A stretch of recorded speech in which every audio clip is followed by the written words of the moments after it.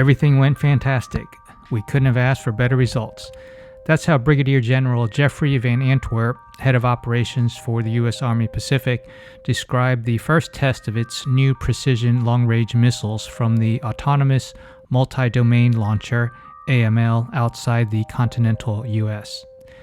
The Army didn't reveal too many details, but we know that their brand new next-generation missiles were able to hit a moving target at sea from long range, which is extraordinarily difficult to do. Two of the Army's precision strike missiles, PrSM, were fired from the land-based AML and were able to hit the decommissioned USS Cleveland, which was about 40 miles off the coast of Palau.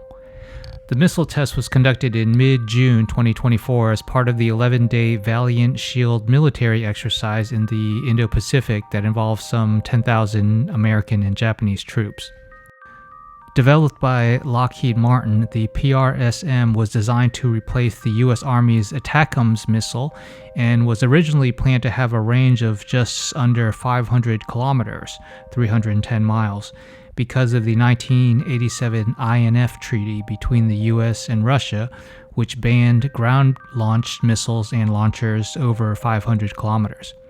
But since Russia wasn't complying with the treaty, the U.S. withdrew from the treaty in 2019, and now all bets are off. Of course, China wasn't a part of the treaty, and it's estimated that about 95% of the 2,000 or so missiles in the arsenal of the PLA's rocket forces have a range over 500 kilometers. So these new long-range precision missiles will likely play a key role in deterring China from invading Taiwan or any other military action in the Pacific, including a naval blockade. The exact range of the PrSM is classified, but there's a new variant, Increment 4, that will extend the range up to 1,000 kilometers, 620 miles. By pairing the PrSM with the Autonomous Multi-Domain Launcher, the U.S. Army adds a relatively inexpensive but potent capability against Chinese battleships in the Pacific, or even targets inside mainland China.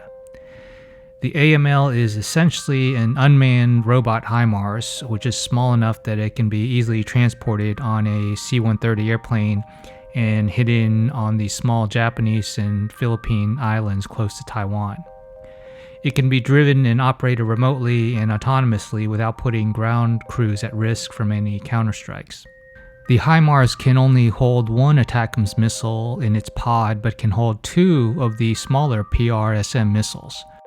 Each missile is estimated to weigh approximately 2,300 pounds, over 1,000 kilos. The PrSM also uses a sophisticated multi-mode seeker using GPS as well as a passive radio frequency seeker and an imaging infrared seeker, which makes it very resistant to electronic warfare jamming as well as improves its accuracy, even against a moving target. And since it will be traveling at hypersonic or near hypersonic speeds during its terminal phase, they're also extremely difficult to shoot down. Another interesting and significant aspect of the sinking exercise, SINKEX, was the use of high-altitude balloons and the vanilla ultra-long endurance drone, which were launched and operated some 800 miles away from Guam. These distributed assets give the Army new long-range sensors and communication capabilities that enable kill chains by coordinating activities like locating targets and distributing target data across vast distances across the Pacific Ocean.